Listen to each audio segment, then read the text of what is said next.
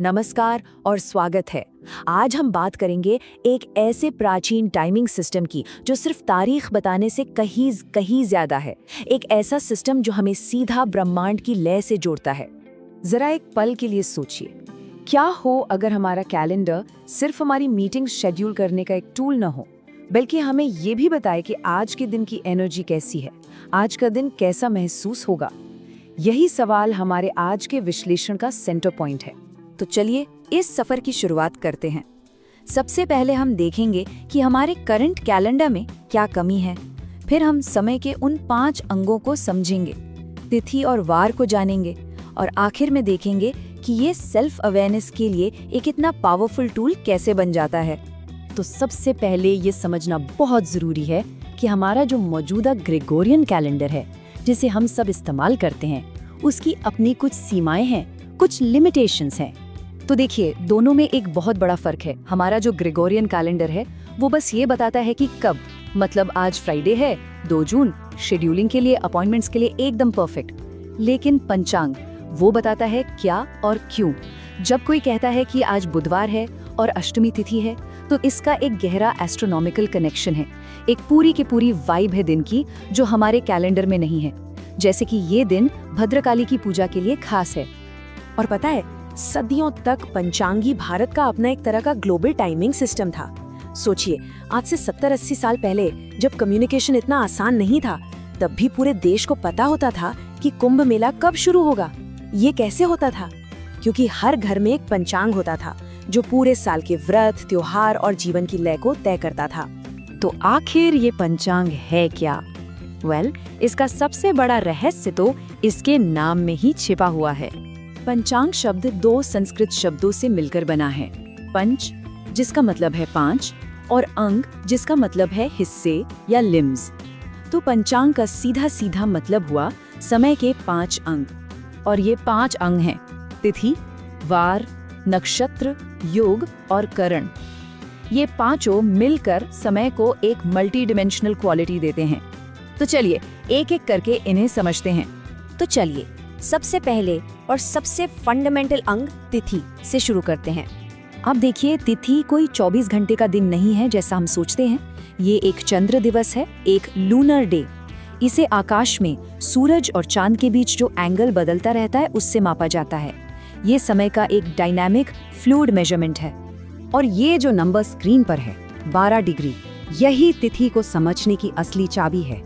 अब ये बहुत इंटरेस्टिंग है। देखिए, पूरा आसमान एक 360 डिग्री का सर्कल है, राइट? और एक लूनर मंथ में होती हैं 30 तिथियां।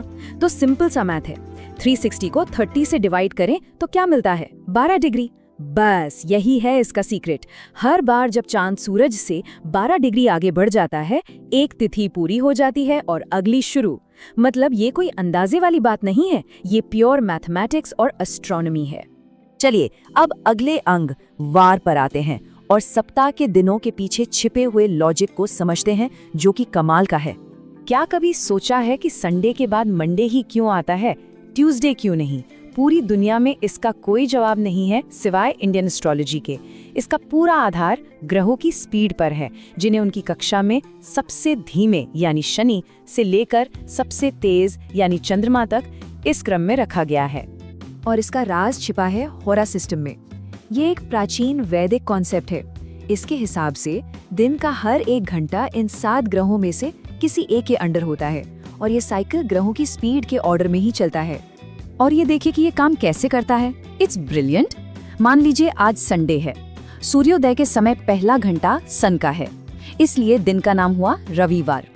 अब आप 24 घंटे तक इसी ग्रहों के साइकिल को चलाते रहिए। अगले दिन सूर्योदय पर जो 25वां घंटा आएगा, वो किसका होगा? वो होगा चंद्रमा का, और इसीलिए अगला दिन होता है सोमवार। यही लॉजिक पूरे हफ्ते पर लागू होता है। अच्छा, तो हमने तिथि और वार को तो समझ लिया। चलिए अब बाकी के 3 अंगों पर भी एक नजर डालते हैं, जो हर दिन में और भी ज्यादा डेप्थ और डिटेल डालते हैं। देखिए, नक्षत्र, योग और करण, ये आकाश के और भी ज्यादा फाइन ट्यून डिविजन्स हैं। नक्षत्र हमें बताता है कि चंद्रमा 27 सितारों के किस ग्रुप में है, जो हमारी मेंटल स्टेट को अफेक्ट करता है। योग सूर्य और चंद्रमा की कंबाइंड पोजीशन से दिन की शुभता को मापता है कि कोई काम शुरू करने के लिए दिन अच्छा है या नहीं। और करण, जो एक तिथि का आधा हिस्सा है, हमें पृथ्वी की फिजिकल एनर्जी से जोड़ता है। ये सब मिलकर समय को एक रिच मल्टी डायमेंशनल एक्सपीरियंस बना देते हैं। तो सबसे जरूरी सवाल, आज के समय में हमारे लिए इन सब बातों का क्या मतलब है?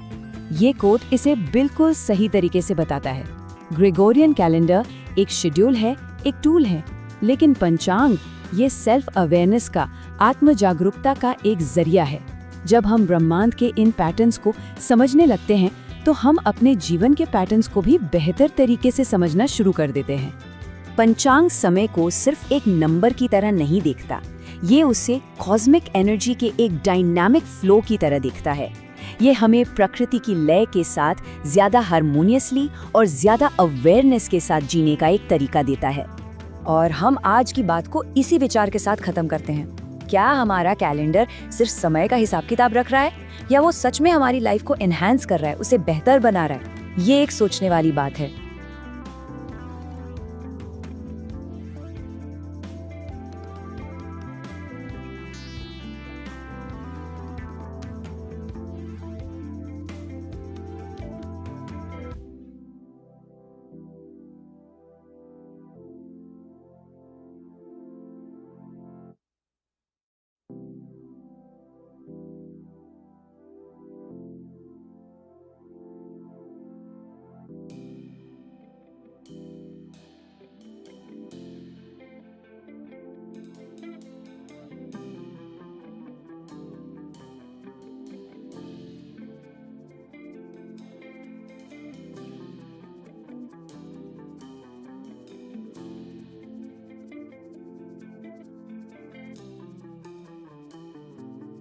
ज्ञान ही शक्ति है।